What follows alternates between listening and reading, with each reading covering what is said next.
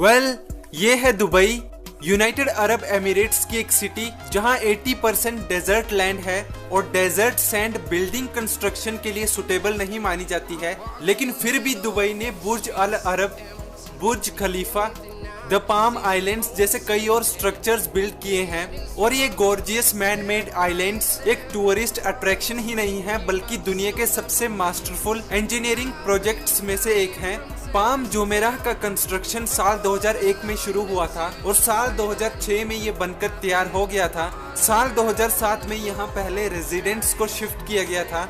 वास्तव में दुबई ने 3 पाम आइलैंड्स बनाने का प्लान बनाकर रखा हुआ है और उनमें पाम जुमेराह सबसे पहला और सबसे छोटा आइलैंड है और बाकी 2 आइलैंड्स के कंस्ट्रक्शन पाम जेबल अली साल 2002 में और पाम देरा साल 2004 में शुरू हुए थे। ये अभी कंप्लीट नहीं हुए हैं और अभी ये कुछ ऐसे दिखते हैं।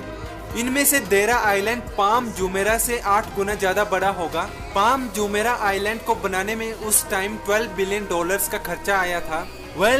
दुबई इतने सारे पैसे लगाकर आखिर क्यों इन पाम आइलैंड्स को बना रहा है? पाम जुमेराह आइलैंड एक पाम ट्री की शेप में ही क्यों बनाया गया था? दुबई इन आइलैंड्स को कैसे बना रहा है और पाम जुमेराह के पीछे की पूरी कहानी आइए देखते हैं एक एक करके आगे इस वीडियो में।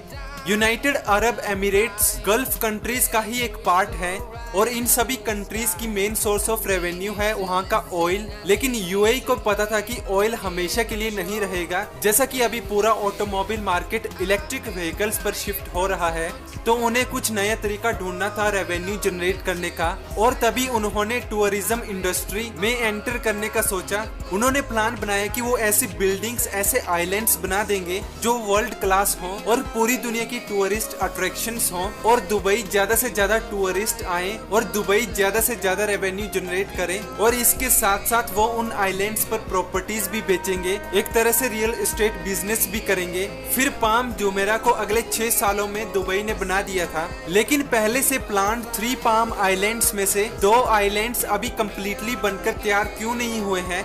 इसका आंसर है दुबई में रियल एस्टेट वैल्यूज कम हो रही हैं और अभी कम होती डिमांड और 2008 के फाइनेंशियल क्राइसिस के बाद दुबई इन आइलैंड्स को पार्ट्स में बना रहा है, क्योंकि पाम जुमेराह को बनाने में भी बहुत पैसा लगा था और उससे भी बड़े आइलैंड्स बनाने में बहुत ज्यादा इन्वेस्टमेंट चाहिए होगी। साल 2001 में दुबई मैप के किनारों में गर्म और कम डीप गल्फ वाटर था।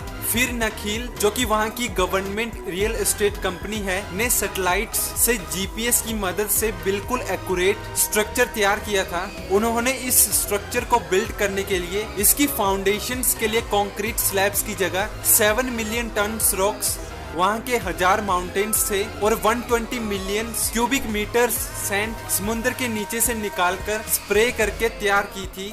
आपको एक आइडिया देने के लिए, जितनी सैंड पाम जुमेराह को बनाने में लगी थी, उससे हम अर्थ प्लेनेट के चारों तरफ 3 2 मीटर वाइड वॉल्स बना सकते हैं। पाम जुमेराह 5.72 किलोमीटर एरिया में फैला हुआ है, जिसमें 600 फुटबॉल पिचेस फिट हो सकती हैं। लेकिन आखिर पाम जुमेराह को एक पाम ट्री की ही शेप में क्यों बनाया गया है? दुबई के पीएम शेख मोहम्मद ने ज्यादा से ज्यादा प्रॉपर्टीज इस आइलैंड पर बनाने के लिए पाम ट्री की शेप को ही चुना था, ताकि पाम ट्री की हर एक पाम लीफ, जिन्हें फ्रंट्स कहते हैं, के दोनों तरफ मैक्सिमम रियल एस्टेट बिल्डिंग्स बनाई जाएं। इस पाम आइलैंड पर सबसे लंबी फ्रंट करीबन 1 माइल की है। पाम जुमेराह स्ट्रक्चर में टोटल 16 फ्रंट्स डिजाइन की गई हैं और ये कर्व्ड लेयर समुद्र में स्ट्रॉन्ग उठती लहरों से पाम जुमेराह को बचाती हैं, जिन पर विलास और होम्स बनाए गए हैं और वहीं होटल्स पाम ट्री के ट्रंक पर बनाए गए हैं। इस कर्व्ड लेयर शेप में दोनों साइड 100 मीटर जगह छोड़ी गई है पानी को सर्कुलेट करने के लिए।